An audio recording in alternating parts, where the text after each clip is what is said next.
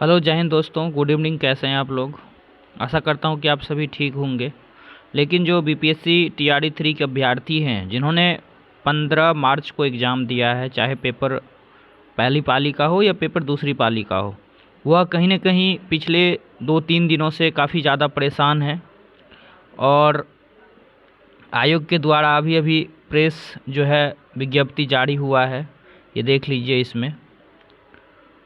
और कल ही जो ईओयू की टीम थी उन्होंने अपनी रिपोर्ट ऑलरेडी जारी कर दिया है, रिपोर्ट दे दिया है आयोग को।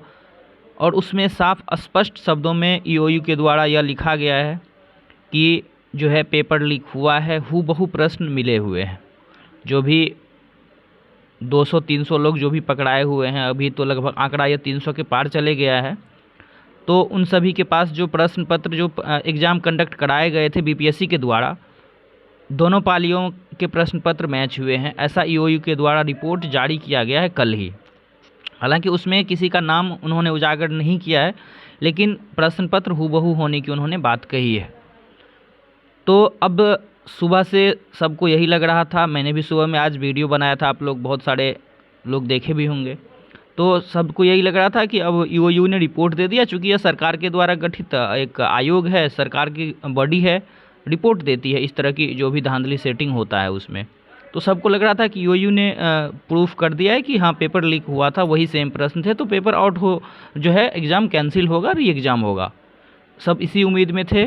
लेकिन शाम को लगभग 5-6 बजे के आसपास बीपीएससी के द्वारा ये देखिए ये प्रेस रिलीज जो किया गया है, जिसमें इन्होंने लिखा हुआ है कि दिनांक 15/3/2024 को बिहार लोक सेवा आयोग द्वारा आयोजित अध्यापक भर्ती परीक्षा टीआरई 3 के प्रश्न पत्र कथित रूप से, ये देख लीजिए लाइन को, टेलीग्राम पे वैसे मैंने भेज दिया है, इन्होंने लिखा है कि कथित रूप से लीक होने के संबंध में जो है ईओयू के द्वारा प्रतिवेदन उपलब्ध कराया गया था, लेकिन इनको मानक साक्ष्य जो है इसमें उपलब्ध नहीं है, ऐसा जो है कहना है बीपीएससी के द्वारा। भाई जब मानक साक्ष्य उपलब्ध नहीं है तो फिर इतने लोगों को आप जेल क्यों भेज रहे हैं? जो ईओयू ने भेजा है, लोग जेल जा रहे हैं, रात भर कोर्ट खुली हुई है, तो फिर लोग जो जेल किस आधार पे जा रहे हैं? जब आप कह रहे हैं कि मानक साक्ष्य उपलब्ध नहीं है, ये मानक साक्ष्य आपके हिसाब से क्या होना चाहिए जो आप मानक साक्ष्य की मांग कर रहे हैं? और सबसे पहली बात कि आप मांग कर रहे हैं, मांग तो कोर्ट करेगी, आप किस बेसिस पे मांग कर रहे हैं साक्ष्य की? दूसरी बात, जो गवर्नमेंट है, मैं उनसे रिक्वेस्ट करना चाहूँगा माननीय मुख्यमंत्री नीतीश कुमार जी से कि इस तरह की जो घटनाएं हो रही है, बार बार पेपर लीक हो रहा है, चाहे वो बिहार दरोगा का हो, चाहे वो बिहार पुलिस का हो, चाहे वो बिहार एसएससी का हो, चाहे वो बीपीएससी टीचर का हो, तो इस पर कहीं न कहीं जो अंदर के ऑफिस के लोग हैं उनकी मिलीभगत ज़रूर होती है। तो ऐसे चीज़ों को थोड़ा सा सही करा जाए। बहुत ही ज़्यादा रिफॉर्म की ज़रूरत है बिहार में इन सभी चीज़ों को लेकर के।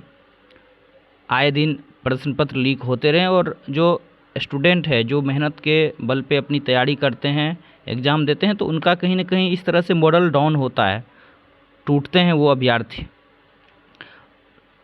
तो बीपीएससी इस जो पत्र रिलीज हुआ है, मैंने टेलीग्राम में डाल दिया है, आप इसको देख सकते हैं। इन्होंने जो इनके द्वारा मतलब कहा यही गया है कि जो है पर्याप्त सबूत नहीं है जिसके कारण हम एग्ज़ाम कैंसिल नहीं करेंगे। हाँ, इन्होंने ये भी लिखा है कि ठोस साक्ष्य जैसे ही उपलब्ध होगा, ठोस एवं वांछनीय साक्ष्य प्राप्त होने के बाद हम इस पे जो है एग्ज़ाम पुनः आयोजित कराने पर निर्णय लेंगे।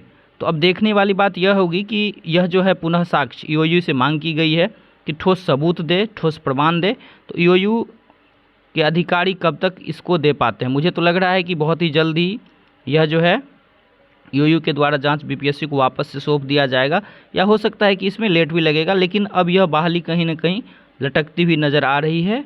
हालांकि अभी टीआरई 3 में जो है टीजीटी और पीजीटी का एग्ज़ाम 5 अप्रैल को होना था, लेकिन अब उसका भी कुछ पता नहीं चल रहा है अभी तक आयोग के द्वारा क्या होना है।